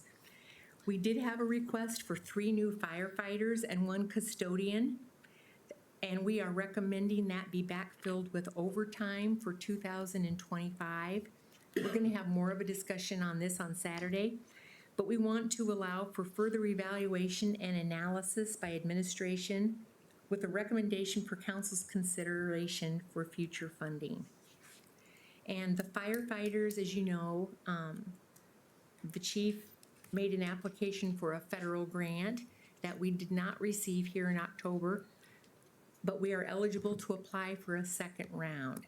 So if we backfill for some of that overtime, or with overtime dollars, we have the opportunity to potentially, be considered for that grant in 2025. So. And just a comment on that, if I could. What's really driving this, and if you take a look at the numbers in the fire department, it's the number of calls for ambulance services. So that's what's driving it. And if you take a look at even QCOM data, especially QCOM data, and you take a look at what's happening, the numbers have grown exponentially. And some of it is related to changes in the law in terms of picking people up that weren't picked up prior to this. And some of it is just an aging population too, a greater demand for services. Of course, we get reimbursements, Medicare reimbursements, Medicare, Medicaid, as well as insurance reimbursements that need to be taken into consideration. But I think the chief on Saturday will speak to this, and that's probably our single greatest hole in terms of personnel. It would be fire. Mr. Schmidt. Yeah. This is really probably for Chief, are we confident that with these 3 vacancies and not pursuing filling them in the 3 needs, that we'll be able to fill that with overtime without resorting to whatever our mechanism is for mandatory overtime? No, excuse me, I'm not confident in that. So we're going to be forcing people to come to work who don't want to. It's not going to be volunteers. I certainly don't want to implement that plan. And that's where my clarity was into asking if we're going to be able to fill it mostly with volunteers or if we're likely to have to force. It's a combination probably of both. It's a very good question.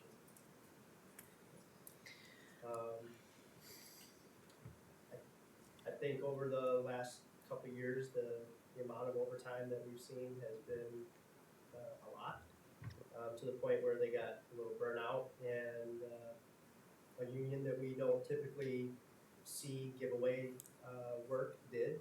so that they didn't have to work any more overtime. So now re-implementing a plan that's going to ask them to volunteer for that overtime. I'm not confident it's gonna work, but it's worth a try. Okay, further conversation. Can you clarify one thing, you know, as I think back to the last couple budgets, I recall, you know, the only new position granted one year was the one Dawn Temple, the grants manager, right? So I just wanted clarity. I don't think we expanded by 22 positions. I think we filled in for missing positions, or am I misunderstanding and misremembering? I can work with Leah, but our full-time equivalence that we had on our books has increased by that amount. And we should be able to But pull those together. were like authorized, they were already funded. We didn't, in our budgets, we didn't expanding by 22 positions, is what I'm saying. I don't recall doing that. There were 6 new positions created in Public Works to replace 6 of the 12 That was positions. early, yeah, that was That was early on. that was 21. That was 22, actually. Yeah, this is 2022. going back to 22, yeah. Yeah. Right. And then there were probably 6 positions within the CED department that had been on the books. Oh, okay, that so were that vacant. number is inclusive of all of those. It's Yes, all of it it. is, Oh, going okay, back. thank And we you. had lost so many going back from previous years. Oh, yeah, let's count you too. Yeah, And while we're at it. No, it's fine, I'm so sorry, I didn't remember that you were referring to a 3-year period, But we're three-year getting back to budget. where we need to be Okay. and then addressing some needs that we've Okay, needed. so. got you, thank you. Anything further on that page? Next page, yeah? Okay. The ARPA, I'm not gonna spend a lot of time on this, but as you know, we have to spend all of our ARPA money by the end of 2026. And we had a meeting here just back in September, we kind of finalized our ARPA. And you can see there with all the bullets, the highlights of where we're spending the money. Those are the big projects down below. The 30th Avenue, Yes, the 30th Avenue third- residents. yes, yes, They it's are all- very excited about that. it's all terrible on street board, getting and we've fixed. got the flood protection going in, out in our Eastgate TIF. We've got money allocated, whether it's for demolition, I'm not sure, or just riverfront enhancements of $700,000. And then water infrastructure of $1.3 million, and then some smaller projects. But we are on track, and Bob has been working with all the departments to make sure we stay on track. No, we stay on track on this. That $1 goes back. I shall once again be a broken record, That's okay. in that when we think about, especially that 305,000 in 2026, if we find a way to move it to 2025 and trade out funding sources for something that Yeah. the faster we spend the I ARPA money, the agree. more we are sure we won't lose it. I So- totally agree. Thank you. Plenty of bad sidewalks, as Matt Timian would advise you. This next one, again, I'm not gonna spend a lot of time. We've been talking about the almost $60 million in CIP projects, and capital equipment is also included. You can kind of see the major list where everything is being spent. One thing that we haven't touched upon out of that $60 million is almost $2 million in vehicle replacements. When we came on board even 5 years ago, there were limited vehicles being replaced, and Public Works has just done an outstanding job now of identifying every single vehicle with its proper replacement life. They try to extend the life whenever possible. But again, this plan that we've set up for replacement, it's working with all the funding, and we're keeping everybody that needs a vehicle going in a decent vehicle. In 2027, you'll say, wow, why is that going up to 79 million? That's where we have identified the fire station to be constructed. So it's kind of going up for that. Then in the general fund, the total operating, this is what we're gonna get to kind of in depth on Saturday, so I'm just gonna give real broad highlights. But we've got a $51.8 million budget. Again, the largest portions of the pie there is the red and yellow for police and fire, public safety. And then the next slide is our general fund balances, in your book, we actually go back, looking at our fund balances, I think it's at least 10 years, if not more. But for 24 going forward into 27, because of that clawback of that personal property tax replacement credit, some of those excess funds that had been sitting there are now back in our range of the 20 to 25%. And it's well within the range. It's on the higher upper side. So as we work through those years, hopefully, those numbers will even go up. And those numbers there too are also reduced. If you remember back at the round table, you had authorized, we were in the black as of December of 23, and we transferred $2 million into that special CIP fund. And so that's part of this as well. So we had that $2 million plus that personal property tax. So, but we're right on track. And then you can see some of the main things in the general fund. We've got the net change in fund balance of $1.2 million actually going up in 25. And again, that's because we're trying to offset the clawback. So it's just the way we had some good growth and we're just going to capture it all. We're not going to spend it. We're going to try to keep it if we can. The TIF cash advances are continuing to rise here as we head into like 27 and then they start going back down. But they're rising between 24 and 25, almost $600,000 to help cash flow the TIFs. Capital equipment is about $203,000. We continue on with $1 million transfer to help supplement parks and their capital. We've maintained the council's contingency at $400,000 and city administration at $100,000. And then our operating costs on the general fund only is actually less than the overall city. We're only up 1.38% of our operating costs. And that was back as high as 5.7% in 22 and 23, and it was actually almost 9% at the beginning of COVID, back in the 2021 year. So basically, Inflation. we've been cutting costs. We have. It's Yep. just we're really holding the line. Okay. Even though our budgets Are going continue up. to grow. Mhm. It's mostly because of pension And payments and other yep, and long-term union savings. contracts with salaries. Yes. Yep. Yeah. Yep. Okay, thank you. Mr. Schmidt? I don't need this right this moment, but I think it might be helpful as we're considering the budget too. Could we just get an update on what the 2024 council contingency is? Oh, sure. I know that. Yeah. That would be a good number to have in our heads when we go and we start cutting things and say maybe we can find another place. So. And I was also wanting to find out, for the last 3 years, can you tell us how much contingency we've actually used? Okay. Because we certainly don't need to have more than enough sitting around in contingency. It should be used or it should go back to the resident. Yep. It I can easily ends get up in that. the I unexpended think- fund balance in the general fund if you don't use it, so you're not losing it. So you know. No, that's right. I think we're around 300,000. There hasn't been a lot spent this year. It's And I might, just for a little bit of history, when this started out, they tried to have about 1%, and it's crazy how 1% can be $400,000. But they had started out with about 1% of the overall operating budget in contingency, so that's not much wiggle room. We haven't raised that, because this is less than 1%. 1% would be 510,000. So we've kept it at the 400,000, but I will do the history. That's great, and this is the area that was mentioned quite a bit with all of the payments to agencies Yes. discussion we had a few weeks Correct. ago. Yes. So it's not like there aren't some earmarked ideas, but we have to look at it all. Yes. And here is just the history. As you all know, our reserve balances were a little higher between the 20 and 23 years, and now with the clawback and moving money over to that special revenue fund, we are back into our 90-day category range. I will make mention too, I mean, I know you guys know this as well, but as operating expenses increase, and they do every year, when you calculate the fund balance as a percentage, you have to increase your fund balance in order to keep that Keep 20 to pace. 20, to keep pace.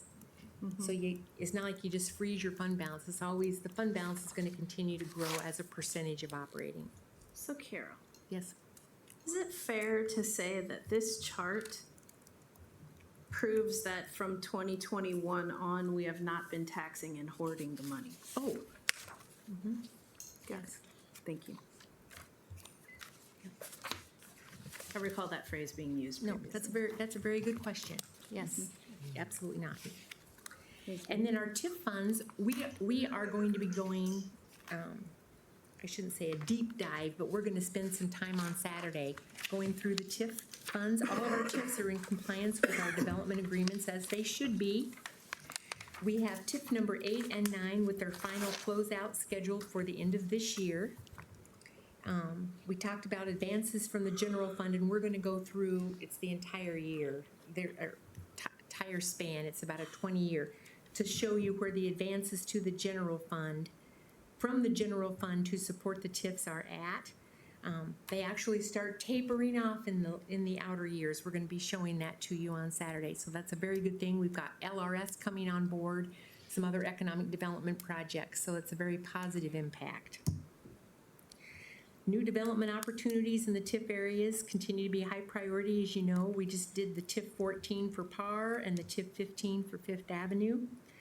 TIF 7 and 11, although money is starting to come back, still may not completely break even, but we've got years left. We're going to keep working at it, working our way down, but we'll go through that on Saturday so you know the status. We do have some available project dollars in a couple of our TIFs, and we're going to address that as well.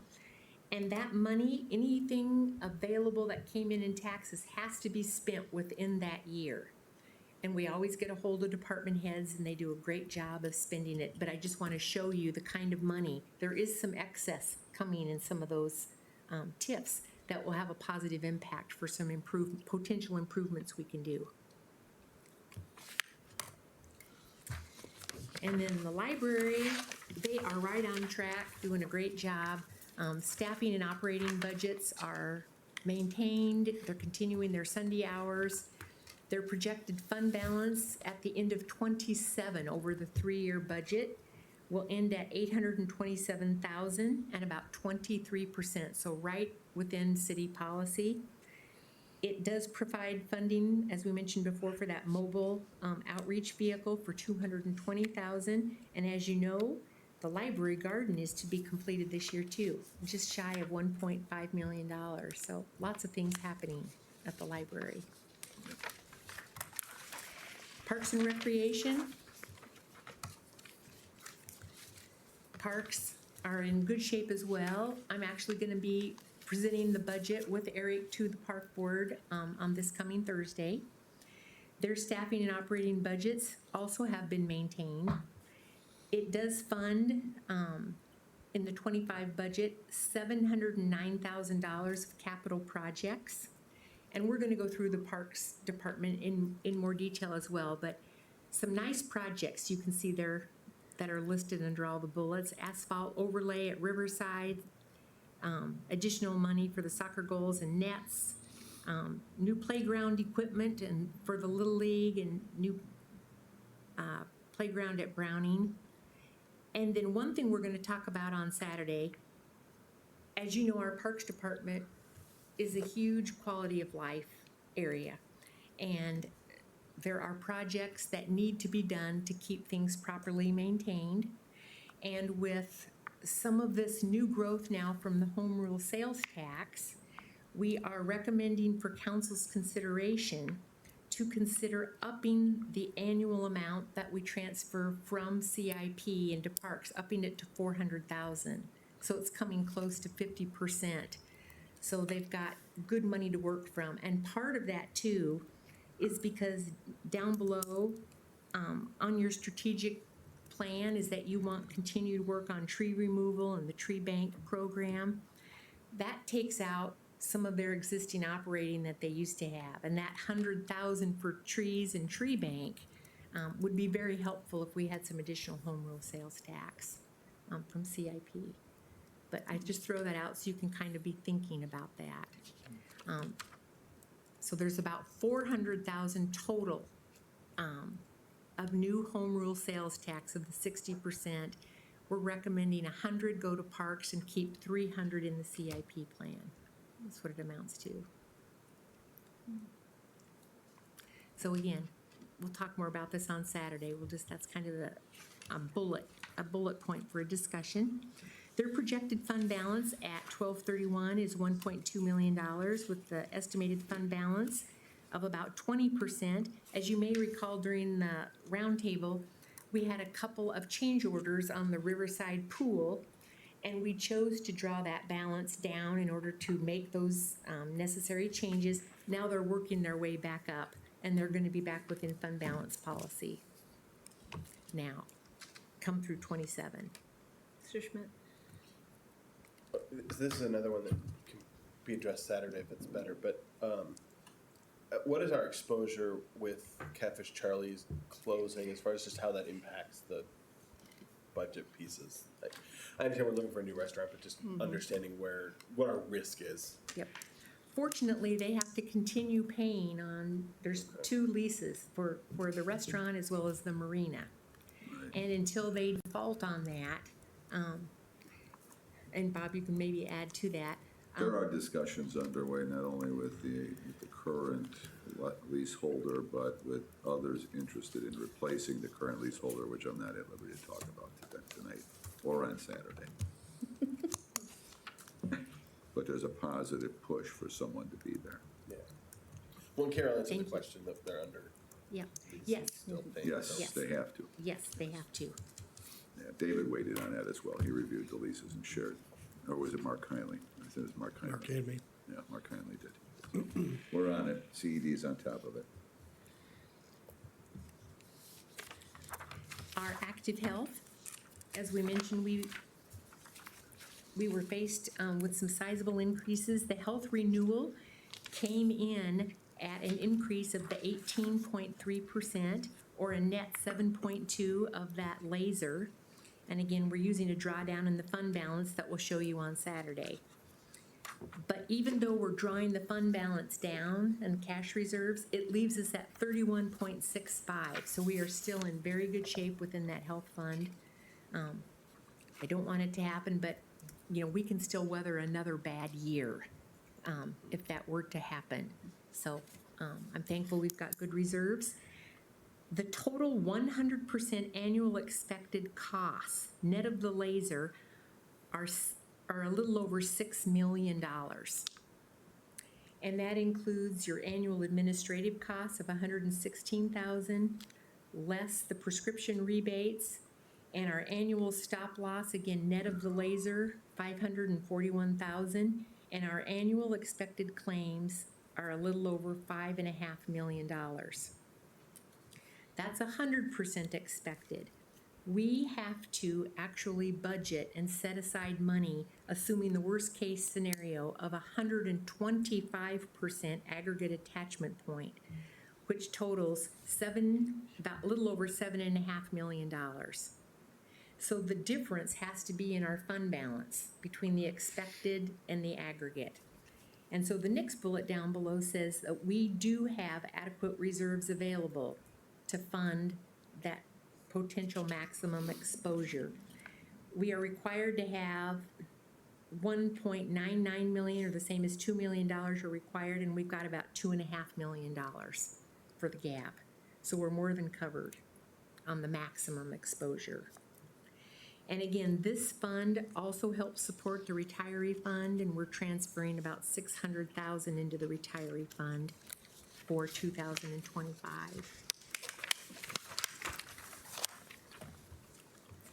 Our liability fund, total insurance premiums are projected to be and show an increase of 4 to 6%. I had talked to Annette, and they were hoping to receive that renewal notice here by the end of this month.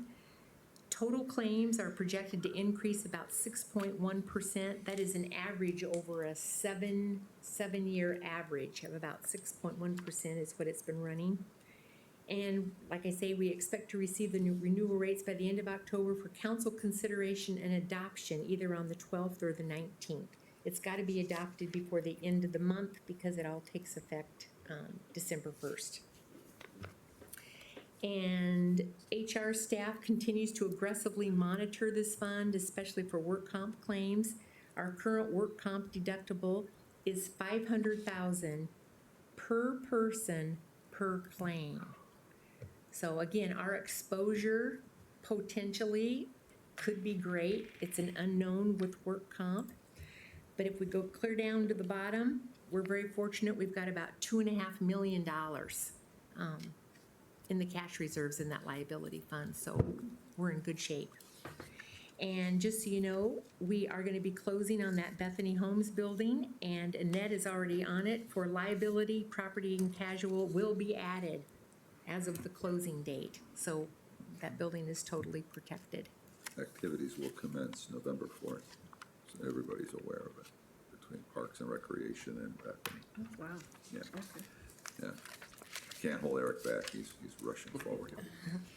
We've got a couple new funds that we're budgeting, and we'll hit on these on Saturday. We've got the opioid settlement fund, and we've got a new fund that AHFR, it is a state grant for homeowner assistance. And we've already been advanced, I'm sure you probably heard about this from KJ, I think she's left. But we've already been advanced the $500,000, and CED is managing this. So it's a new fund that is set up because we've got to be in compliance, no missteps on spending the money. And then we also set up the Fifth Avenue corridor for TIF. So I think we're up to maybe it's 63 funds now that we manage total citywide. So, Just a few. yeah. Then on our enterprise funds, we've already talked about all this in September, but tonight, the council will vote on the second reading of ordinances to adopt the fee increases that will be effective January 1 of '25. And that's for the WPC, stormwater and sanitation, and it's to maintain the financial stability in each of those funds. And we also anticipate additional fee increases reduced. They'll be in a reduced matter, but additional fee increases are projected through '27 and actually ongoing. Every year from here on out, we will always review that and adjust fees if we feel that it's necessary. So again, we're going to answer any additional questions you might have on those funds on Saturday. And then this is just very high level. We have a fund balance policy that the city had adopted. And this is listing all of the funds that are these are the major funds of the city that are part of that policy. And if you take a look down in the yellow, our policy on fund balances and cash reserves is to have a minimum between the 20 and 25%. And without exception, with the yellow going into the 26 and 27 years of blue, every one of these funds, without exception, turning the page even on all of the remaining major funds, are all within fund balance policy. So we can all feel really proud about that. It takes a lot of work to make that happen and to monitor it. Discipline. Financial discipline. Yep. And then lastly, we no longer budget for police and fire pension funds. We're going to talk about that briefly on Saturday, kind of where we're at with those, but we no longer have to budget it, effective January 1 when the state took it over. And out on the website is our magical budget review book. So, and it's all bookmarked. It takes two hands to carry that book, by the way. So as you snap on the main tabs, it will take you, to the amount or to the descriptions of what's in the table of contents between each tab. And that's what we'll be working off of at the library, kind of on the big screen. And then the agenda of which we're going to follow, we're hoping to get that buttoned up tomorrow. It has to be posted here on Thursday, but we will have a detail kind of by fund. We're just following the same course that we did last year, so that you know what the decision points will be on Saturday as we move through that day. And we are at the library. Just as a reminder, breakfast is going to be at 7:30. I know administration with Stephanie have been working hard to come up with that. So 7:30, and then we'll hope to start right at 8. Great. Thank you so much. Any questions at the moment? Thank you. So helpful. It's always exciting to get to this point because we have decisions to make. That's right. Lots of things to do. Yes. All right, I'm going to call our regular council meeting to order. Pledge of allegiance, please.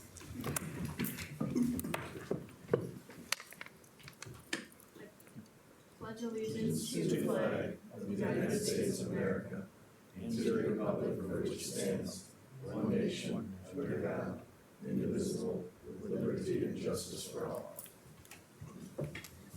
Do you have an invocation, Alderperson Murphy? No, I don't. Okay. Roll call, please. Alderperson Murphy. Present. Macias. Present. Razak. Present. Timian. Finch. Present. McNeil. Present. Castro. Schmidt. Present.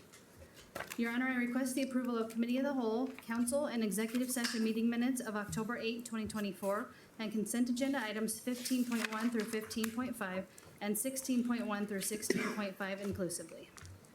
Motion to approve the consent agenda. Second. Motion by Schmidt, seconded by Razak. Roll call, please. Alderperson Murphy. Aye. Macias. Aye. Razak. Aye. Finch. Aye. McNeil. Aye. Schmidt. Aye. 6 ayes, no nays, and that motion carries. Non-consent agenda resolutions.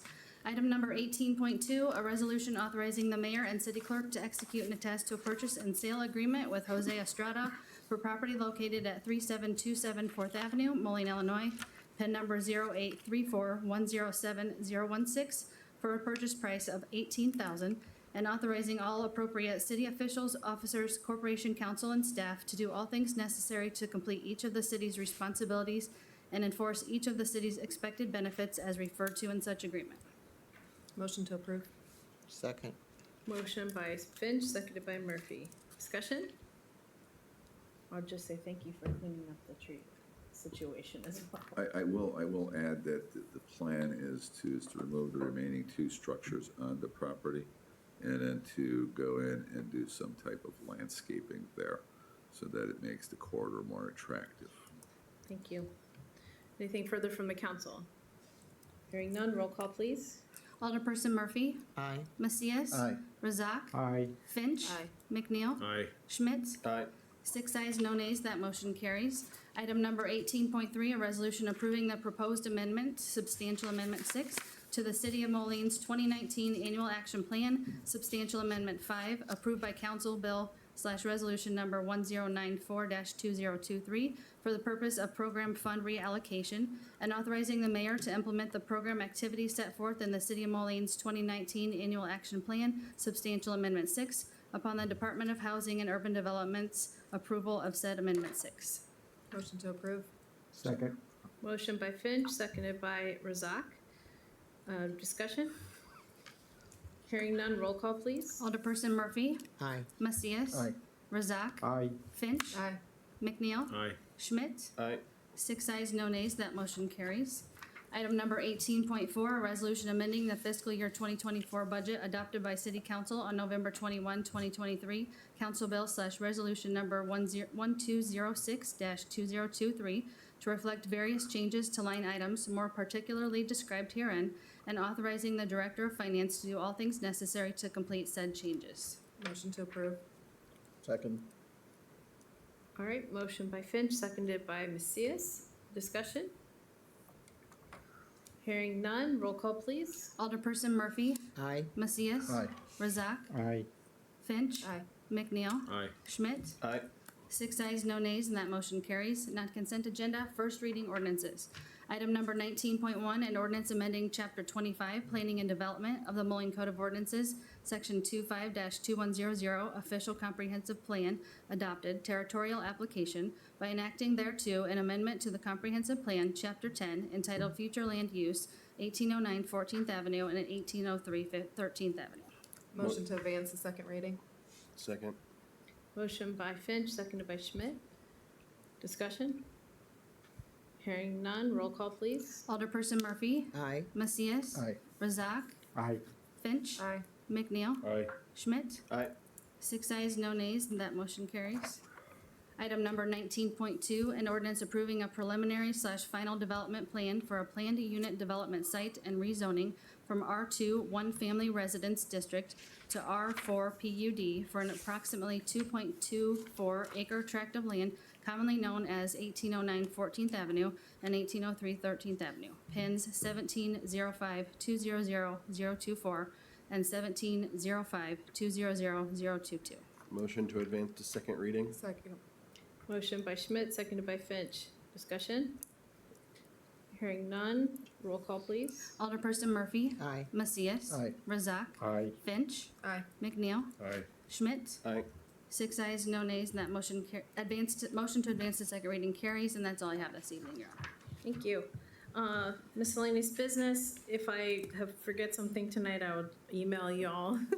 But I did want to let you know about this conversation that I mentioned to Ashley and everyone today, that it's a really interesting project that the school district is undertaking.